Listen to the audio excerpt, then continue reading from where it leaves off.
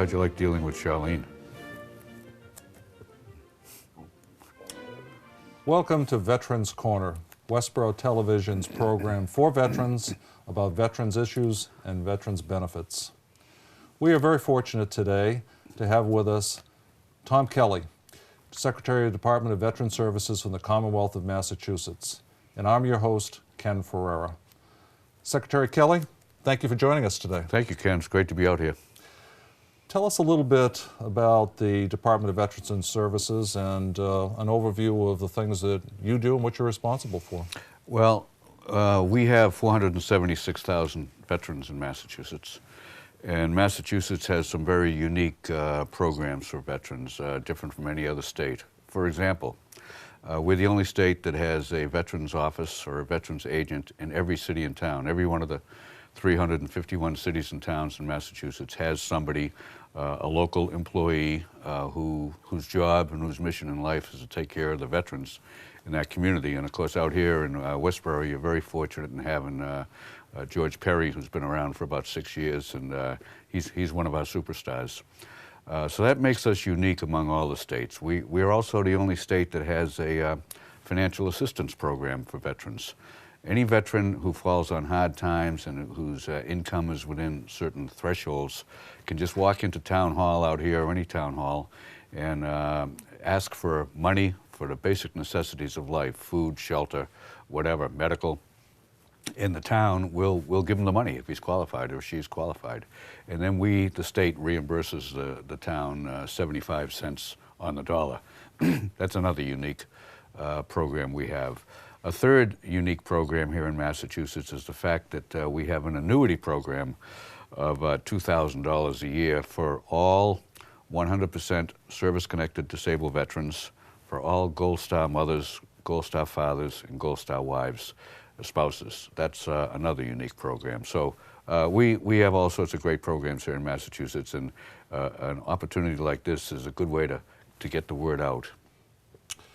You say it's unique to Massachusetts. Is that to say that other states don't have similar programs? That's exactly right. We're the only state that has this financial assistance program of state money. That's a $20 million program of state money. 1/4 of it comes right from the town of the various towns, and the other 75% comes from the state. The annuity program I mentioned, that's about an $18 million program, all state money. So you, the taxpayers of Massachusetts, are putting your money where your mouth is and taking care of veterans. Excellent, excellent. And who qualifies? Are there any restrictions as far as in order to be a veteran, you have to have served at least 90 days, one of which days had to be in wartime, or 180 days, and there's no wartime service requirement for that. And you have to have received an honorable discharge.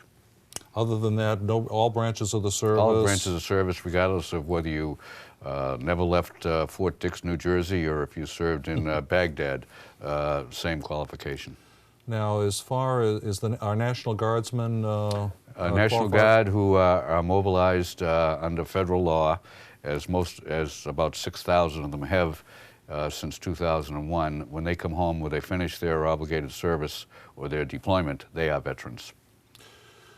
Since one of the missions of this show is to talk about benefits, you talked about the financial program. I think that's the Chapter 115 benefits. That's correct. That covers financial assistance, and you would just go to your veterans agent that's in each one of the communities to see if you qualify for those things? Right. Currently, we have a caseload of about 5,500 people statewide are currently receiving those benefits. And that's, I might say, up significantly over a couple of years ago, and there's a couple of reasons for that. We brought in peacetime veterans a couple of years ago, which allowed them to qualify for these benefits. And also, we're finding, due to the economy, more and more veterans are having a hard time at their job or being laid off and that type of thing too. And you know, we'll do such things as make mortgage payments, fix a roof on a house, all dependent on various levels of income, of course. Now, you mentioned that the numbers on the, unfortunately, on the upswing.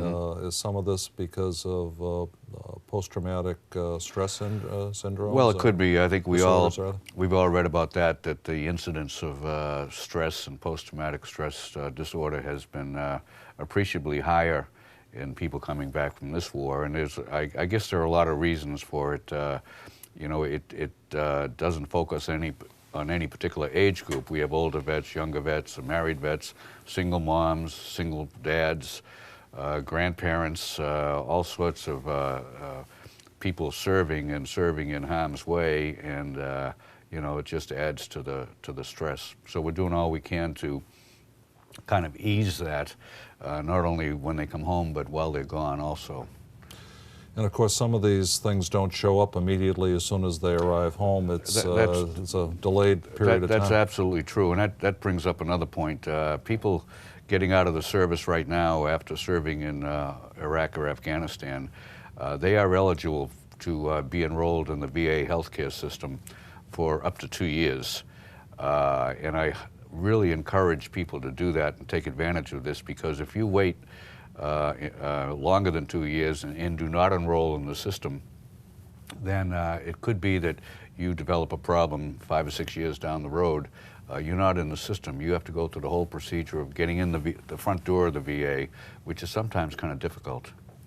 So that's, if I have one message for returning veterans, sign up, enroll in the VA healthcare system.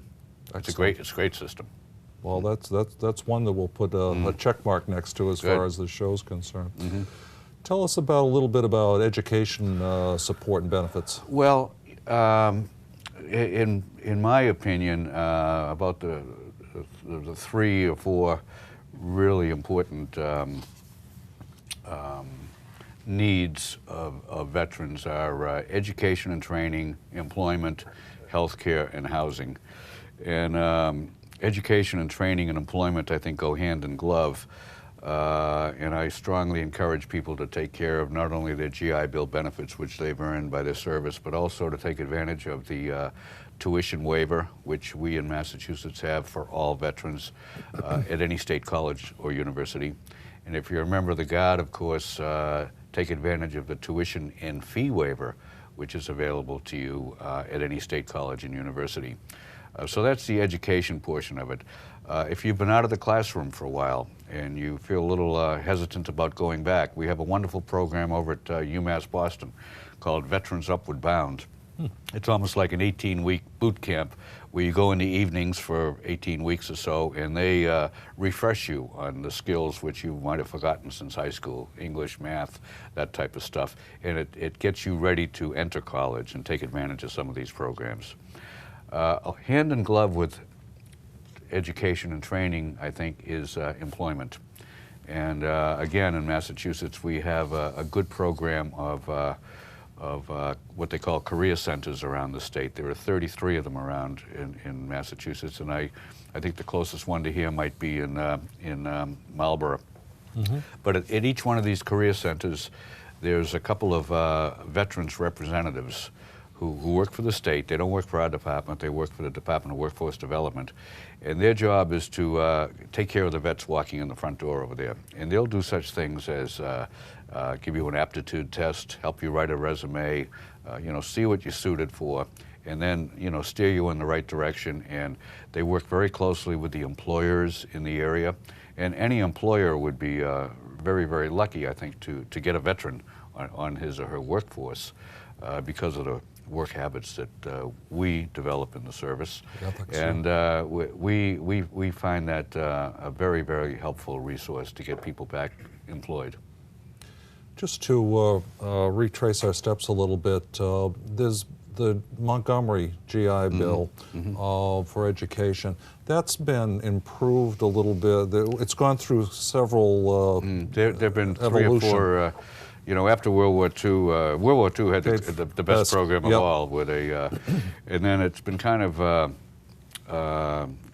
chipped away at over the years, I think. And the Montgomery GI Bill is actually a contributory system where you pay $100 a month for the first year you're in, and you'd basically draw on that. I think they've improved that slightly over the years, but it's still not quite as lucrative. Not a full boat. It certainly does not cover your expenses. Okay. And we now, and I'll tell George Perry this because he probably doesn't know it, but we're going to start at the state level approving benefits in certain cases for people who want to go to college, unable to to be fully employed because of going to college. We'll consider them for our Chapter 115 program. It's a new initiative we're just starting right now. You mentioned that I think one of the things that is a little different on the situation with Iraq and Afghanistan is that it's not just young men heading over there. You've got a mixture of different ages, different family conditions, women, women soldiers, and support folks. So the benefit package has really got to seek out a more diverse population base. Absolutely. Speaking of women, we have roughly 28,000 women veterans in Massachusetts, and we've only identified about half of them, and I highly encourage any woman who is a veteran, or if you know somebody who served in the military, to get in touch with us through our website and sign up. It's a very valuable resource. It's called the Women's Veterans Network, and we have newsletters and this type of thing, because women's issues are sometimes different from men's issues. Getting back to the employment and training, because I would assume that, well, I know that we want to get these soldiers back productive and involved in society the way they were before they shipped out. You do things to reinforce job security and... There are certain protections in federal law. For example, an employer is not allowed to just get rid of somebody because they're serving. Right. When they leave a job, the job is supposed to be there when they come back. If you're a public employee in Massachusetts, in other words, if you work for the state or for a city and town, the state or the city and town will make up the difference in pay for you if you're mobilized for a deployment. So if you're a police officer, for example, let's say making $50,000, and you get mobilized because you're a member of the Guard or Reserve, and your pay in the military is only $20,000, the state or the city or town will make up the difference in pay. Employers are not allowed to discriminate against veterans in hiring them. In other words, they can't say, hey, I know you're a member of the Guard or Reserve, and therefore you may be gone, so I'm not going to hire you. That's illegal also. So we work very closely with the Federal Department of Labor to enforce that. We work very closely with an outfit called the Employer Support of the Guard and Reserve, ESGR, which is a federally mandated organization who does the same thing, to protect the employees and to educate the employers about what their responsibilities are.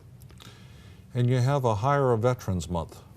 We've done that the last couple of months, and usually November because it's Veterans Day, yeah, but sure. We'd like to make it all year round. Last year, we actually recognized about 900 companies and employers in Massachusetts for being what we call veteran-friendly. They've gone out of their way to hire veterans, so we gave them a little certificate, which it's just a piece of paper, but it shows their commitment to taking care of veterans.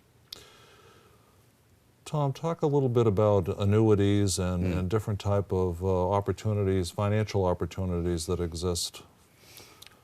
Well, the annuity program is one, as I mentioned, for 100% disabled vets and for parents and spouses of those who have died or been killed in action. And you can go on our website, which I might as well tell you right now. Our website is www.mass.gov/veterans. And click on annuities or anything else, or your local veterans agent can give you a hand in applying for this. And it's $2,000 a year, a small amount. I mentioned the tuition and fee waivers. That's very, very helpful also. And bonuses? There is a recently enacted war bonus for those who serve in Operation Iraqi Freedom or Enduring Freedom. It's $1,000 if you were in the area of operations over there, and it's $500 if you were elsewhere and just served somewhere in the military since 2001. And you apply for that through the state treasurer's website. And isn't there also, I know I'm bouncing around a little bit here, but for the employers that hire veterans that have run on tough times, isn't there an incentive for them as well? Well, I'd like to think there is. We have a piece of legislation floating around which would give a tax credit to any company. It hasn't been enacted? Oh, it hasn't gone very far, to tell you the truth. Okay, sorry about that. There are lots of bills filed every year, and that's one of them. But, you know, I think it would be an incentive for a business to do that, and we're hopeful that'll happen someday. Okay. For those veterans who have happened upon hard times, what programs exist for housing and? Well, we like to think that Chapter 115 is a good anti-homeless program, because it actually keeps people in their own homes, their own apartments and stuff, by actually giving them the money for rent or mortgage or whatever. For those who may not be eligible for it for one reason or other, we do have contracts, we the Department of Veteran Services, with about a dozen nonprofit providers around the Commonwealth who run homeless shelters, who run transitional housing programs, who run outreach programs for things like drug counseling and this type of thing. And they get roughly $6 million a year in state money that comes through the Department of Veteran Services, and they provide these services under contract to us. So you know, we have a couple in Worcester, we got them in Framingham, they're the closest ones to here right now, or Natick, I guess, the closest to here right now, but they're all over the state. And that funding covers their needs, or they're dependent on private contributions as well? They're definitely dependent on private contributions, and they go out for federal grants. For example, 2 or 3 of the providers that I can think of are currently receiving federal grants, which are focused on getting these clients back into the workforce. And they set up training programs, that type of thing, through the Federal Department of Labor. And the outreach programs are similarly structured? They usually operate in conjunction with the local food pantry, for example. They take advantage of their own in-house counseling services, or counseling services available in the community for things like, you know, financial counseling, drug abuse counseling, that type of thing. And, you know, they know where to refer people for further help.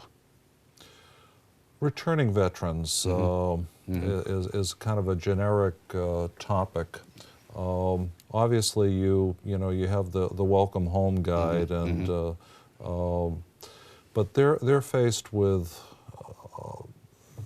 re-socialization issues. Yeah, absolutely. And you know, you and I and George Perry, we're kind of a different generation from some of these youngsters coming home right now, and we really have a hard time sometimes putting ourselves in their position. So the department has been very, very fortunate in the last month or so, a couple of months, to have hired 2 young men. One is Sean Lundy, who just was an Army medic in Iraq and wounded over there. Another one, James Crosby, a Lance Corporal in the Marine Corps, who was seriously wounded over there and is now in a wheelchair. But these 2 kids, they're 23 years old. They have more credibility than all of us put together. They go out 24/7 talking to people in their situation, people who have come home, who don't want to talk to anybody else.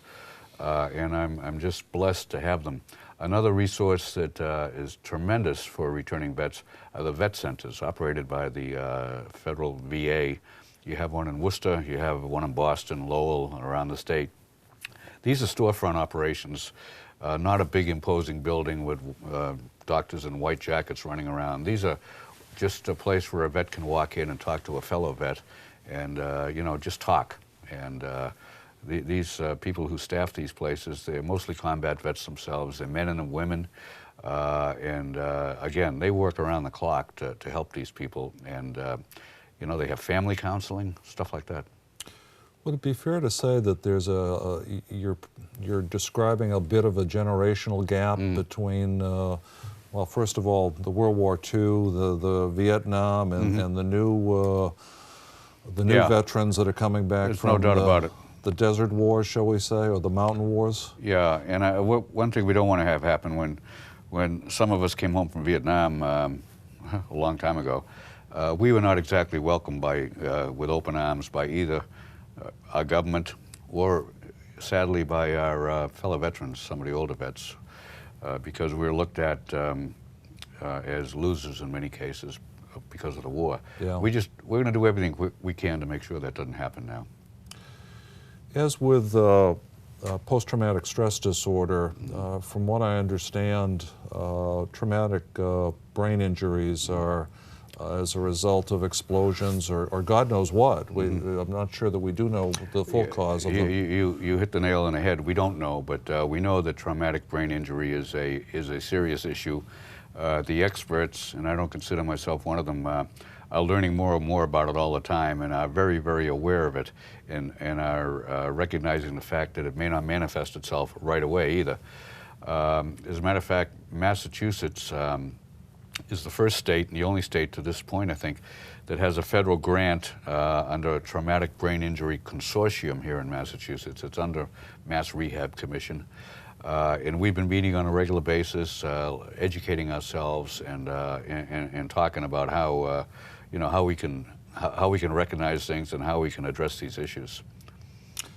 Tom, I think the concern that I have, and I know I'm sure you share it, is the family unit is men and women, because we've got both serving now, are coming back with whether it's PTSD or traumatic brain. It's slow to manifest. It affects the whole family unit. What type of counseling would you recommend, or what type of procedure, I guess, format would you suggest for a family that sees a change in their soldier as he or she returns? There's one outfit which I'd like to mention real briefly. It's called SOFAR, S-O-F-A-R. It's an acronym, Strategic Outreach to Families of Army Reservists, or all reservists.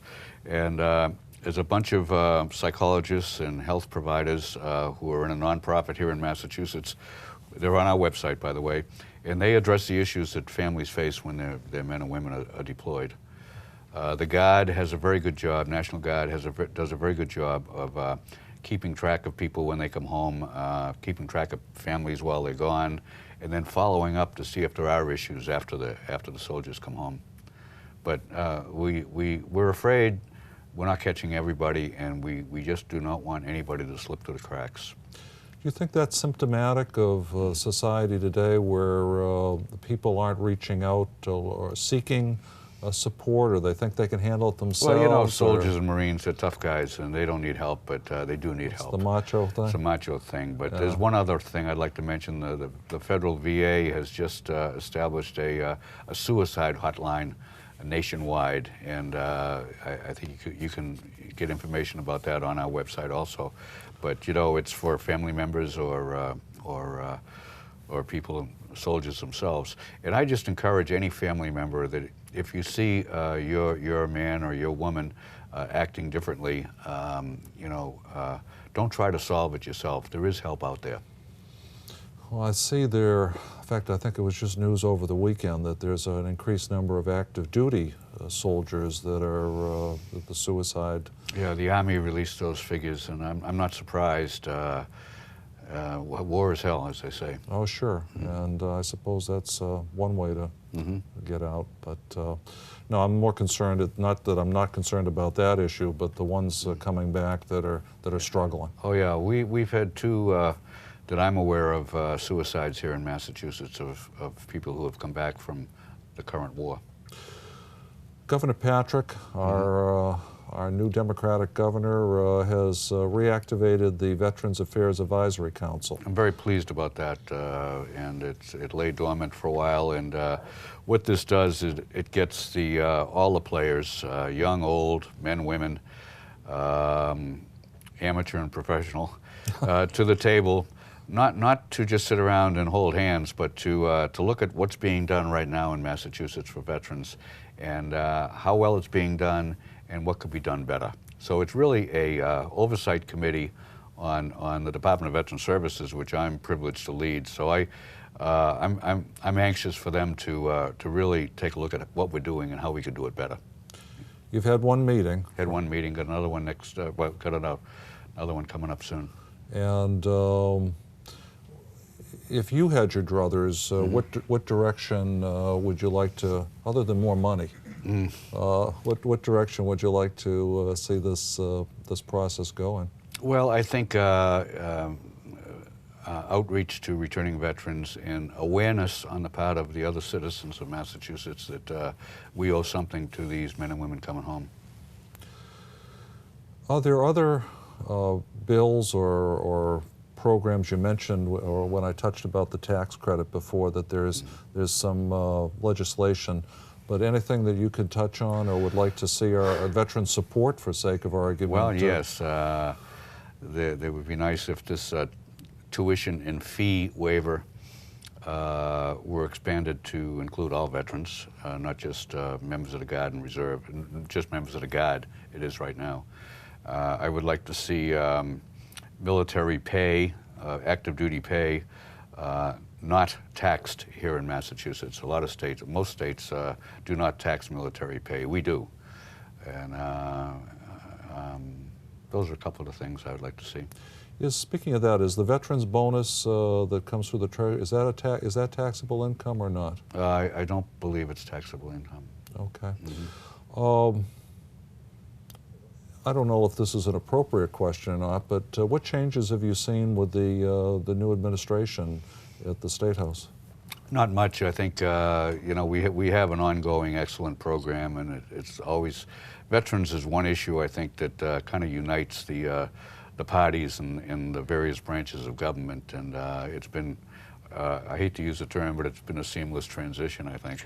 Well, that's good. That's a bureaucratic term, but in this case, I think it has been a seamless transition. Well, that either means it was in good shape when he took over, or he's open-minded. There's another bill which I'd just like to touch on briefly, and that's sure. A bill which is going through the process right now, which would have a small a set aside of state business for veterans-owned small businesses, because that's a group that kind of slips through the cracks. If you own your own business and you're a small business and you get called up and mobilized in Guard and Reserve, you know, you may lose your business, or you may lose a lot of your business, and it's nobody nationwide or here in the state, we haven't really addressed that problem very well. Well, I understand some medical people have been seriously damaged by losing some of their practice. Doctors and even lawyers, you know. Even lawyers. But listen, Secretary Kelly, I want to thank you for being with us today. It's been a joy to talk to you, and I think we're getting the message out there that you know, veterans benefits, and we need to keep reaching out, and they need to keep coming to our veterans agent and whatnot. So. Yeah, we're all committed, and you've got a fellow that's committed right here in the town, and you being on the Veterans Council is a good sign too. You know, there are people out here that want to help veterans, and we all got to work together to do it. Thank you. Join us again for the next edition of Veterans Corner. Okay. Excellent.